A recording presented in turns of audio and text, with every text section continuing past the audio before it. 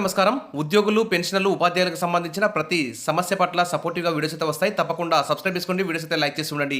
ఇక్కడ తెలంగాణ రాష్ట్రంకి సంబంధించి ఉద్యోగులు, పెన్షనర్లు, ఉపాధ్యాయులందరూ కూడా పెండింగ్ డీఏలు, పీఆర్సీ, రిటైర్మెంట్ బెనిఫిట్స్, ఇతర పెండింగ్ బిల్స్ గురించి అయితే ఎదురు చూస్తున్నారు. దీనికి సంబంధించి ప్రభుత్వ ఉద్యోగులకు గుడ్ న్యూస్. త్వరలోనే పెండింగ్ బిల్లుల విడుదల అంటూ ఇక్కడ న్యూస్ అయితే చూస్తున్నాం. డిప్యూటీ సీఎంకు వినతి పత్రం అందజేస్తున్న ఉద్యోగ జేఏసీ నేతలు. ఉద్యోగుల పెండింగ్ బిల్లులను విడుదల చేస్తాం. ఉద్యోగుల జేఏసీ నేతలకు డిప్యూటీ సీఎం హామీ అయితే ఇవ్వడం జరిగింది. ఇటీవల కాలంలో సీఎం రేవంత్ రెడ్డి గారు అయితే మరి ఉద్యోగులకు పీఆర్సీలు కానీ, ఇతర బిల్స్ కానీ, డీఏలు కానీ ఇచ్చే పరిస్థితి లేదు, మీరు అడగొద్దు, రాష్ట్ర ఆర్థిక పరిస్థితి అర్థం చేసుకోండి అని చేసినటువంటి వ్యాఖ్యల పట్ల ఉద్యోగులందరూ కూడా అసంతృప్తిగా ఉన్నారు. మరి ఈ తరుణంలోనే మరి డిప్యూటీ సీఎం ఉద్యోగుల పెండింగ్ బిల్లులను విడుదల చేస్తాం అని ఒక ప్రకటన చేయడం, దీని పట్ల ఇది నిజంగా మరి అమలవుతుందా, అమలు కాదా, మరి హామీ నెరవేరుస్తారా లేదా అని చెప్పేసి ఉద్యోగులు అయితే ఉత్కంఠగా ఉన్నారు. ఇక ఉద్యోగుల సమస్యలను పరిష్కరిస్తామని డిప్యూటీ సీఎం బట్టి విక్రమార్క అన్నారు.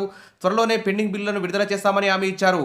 ఇక ఉదయం శుక్రవారం ప్రజాభవన్లో ఉద్యోగుల జేఏసీ చైర్మన్ వి లచ్చిరెడ్డి ఆధ్వర్యంలో ప్రతినిధులు డిప్యూటీ సీఎం బట్టి విక్రమార్కను కలిసి వినతి పత్రం అందజేశారు. ఉద్యోగుల సమస్యలను వివరించారు. ఉద్యోగులతో పాటు అవుట్సోర్సింగ్ ఎంప్లాయీస్ పెండింగ్ బిల్లులను క్లియర్ చేయాలని కోరారు. సానుకూలంగా స్పందించిన డిప్యూటీ సీఎం త్వరలోనే బిల్లులను విడుదల చేస్తామని హామీ ఇచ్చారు. ఇక బట్టి విక్రమార్కను కలిసిన వారిలో deputy collector association general secretary K Ramakrishna, TGTA రాష్ట్ర అధ్యక్షులు రాములు, జనరల్ సెక్రటరీ రమేష్ పాక అయితే ఉన్నారు. ఇది ఒక గుడ్ న్యూస్ అని చెప్పుకోవచ్చు. ప్రభుత్వ ఉద్యోగులకు త్వరలోనే బకాయిల చెల్లింపట్టు న్యూస్ పేపర్లలో, సోషల్ మీడియాలో అయితే చూస్తున్నాం. మరి నిజంగా ఇది వాస్తవంగా సాధ్యపడుతుందా? ప్రభుత్వం మరి బిల్లు అన్నింటిని విడుదల చేస్తుందా? పీఆర్సీ ఇస్తుందా? పెండింగ్ డీఎల్ ఇస్తుందా? మరి అంటూ కూడా మరి టెన్షన్గా ఉన్నారు. ఇక బకాయి పడిన బిల్లులతో ఆందోళన చెందుతున్న ప్రభుత్వ ఉద్యోగులకు మరి డిప్యూటీ సీఎం బట్టి విక్రమార్క ప్రకటనతో తీపి కబురైతే అందినట్లయింది. త్వరలోనే పెండింగ్ బిల్లులకు మోక్షం లభించనున్నట్టు తెలుస్తోంది. ఈ మేరకు ప్రభుత్వ వర్గాలు అయితే వెల్లడించాయి. ఇక బిల్లులు సకాలంలో రాక ప్రభుత్వ ఉద్యోగులు తీవ్ర ఇబ్బందులు అయితే ఎదుర్కొంటున్నారు. ఆల్రెడీ ఉద్యమ కార్యాచరణ కూడా ప్రకటిస్తున్నారు. ఇక డీఏలు కానీ, పీఆర్సీ, రిటైర్మెంట్ బెనిఫిట్స్ తదితర పెండింగ్ల వల్ల ఉద్యోగులు అయితే ప్రభుత్వాన్ని అయితే డిమాండ్ చేస్తూ వస్తున్నారు. ఇటీవల ప్రవేశపెట్టిన బడ్జెట్లో సైతం మరి పీఆర్సీకి సంబంధించి, పెండింగ్ డీఏలకు సంబంధించి ఎలాంటి ప్రకటన, నిధుల కేటాయింపు జరగకపోవడం పట్ల అయితే చాలా అసంతృప్తిగా ఉన్నారు. ఇక్కడ చూస్తే ఇక ప్రధానంగా ప్రభుత్వ ఉద్యోగులకు సంబంధించిన పెండింగ్ బిల్లుల క్లియరెన్స్తో పాటు రాష్ట్ర స్థాయిలో అవుట్సోర్సింగ్ ఉద్యోగుల పెండింగ్ బిల్లు కూడా క్లియర్ చేయాలని చెప్పారు. మరి హామీని నిలబెట్టుకుంటారా? ఈ బిల్లులు విడుదలైతే ప్రభుత్వ ఉద్యోగుల పెండింగ్లో ఉన్న 5 డీఏలతో పాటు పీఆర్సీపై కూడా ప్రభుత్వంపై ఒత్తిడి పెంచే అవకాశం ఉంది. ఇప్పటికే దేశంలో ఎక్కడా లేనన్ని అత్యధికంగా ప్రభుత్వ ఉద్యోగులకు 5 డీఏలు అయితే పెండింగ్లో తెలంగాణలో మాత్రమే ఉన్నాయి. అయితే ఇటీవల రేవంత్ రెడ్డి ఉద్యోగులకు సంబంధించి కీలక వ్యాఖ్యలు చేసిన విషయం తెలిసిందే. సర్దుకోవాలని, అప్పులు పుట్టడం లేదని వ్యాఖ్యానించడంతో తమ ప్రయోజనాలు దక్కుతాయో లేదోనని ఉద్యోగ వర్గాలైతే ఆందోళన వ్యక్తం చేస్తున్నాయి.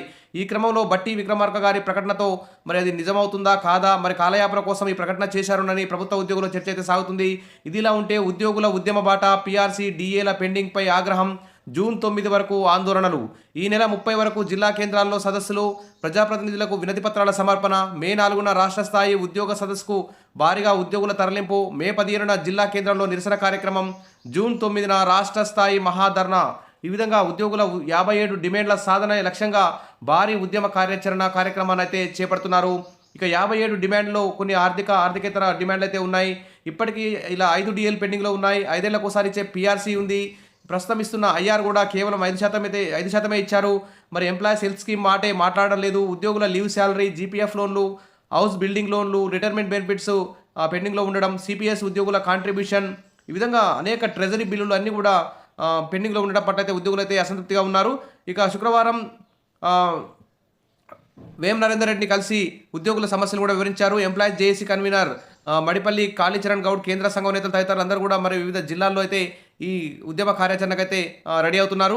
ఉమ్మడి రాష్ట్రంలో పోరాటమే, స్వరాష్ట్రంలోనూ పోరాటమేనా? తెలంగాణ ఉద్యమ సమయంలో ఉద్యోగులకు బాసటగా ఉంటూమన్న వారే ఇప్పుడు నాన్సివేత ధోరణి ప్రదర్శిస్తున్నారు. మేమేం గొంతెమ్మ కోరికలు కోరడం లేదు, మాకు రావాల్సినవి ఇవ్వాలంటే ఎందుకు ఇంత నిర్లక్ష్యం అంటూ ఇక్కడ ఉద్యోగుల జేఏసీ చైర్మన్ అయితే మాట్లాడుతున్నారు. ఇక ఎప్పుడో పీఆర్సీ ఇవ్వాల్సి ఉండగా కాలయాపన చేస్తున్నారు, ఉద్యోగుల ఓపికను పరీక్షిస్తున్నారు. ఇది ప్రభుత్వానికి తగదు, ఉద్యోగులను బిడ్డల్లా చూసుకోవాల్సింది పోయి జాప్యం చేస్తున్నారు. డీఏల ప్రకారం మా వేతనాలు పెరగాలి, కానీ డీఏలు ఇవ్వడం లేదు, పీఆర్సీ ఇవ్వడం లేదంటూ ఇక్కడ ఉద్యోగుల జేఏసీ కన్వీనర్ అయితే ప్రకటిస్తున్నారు.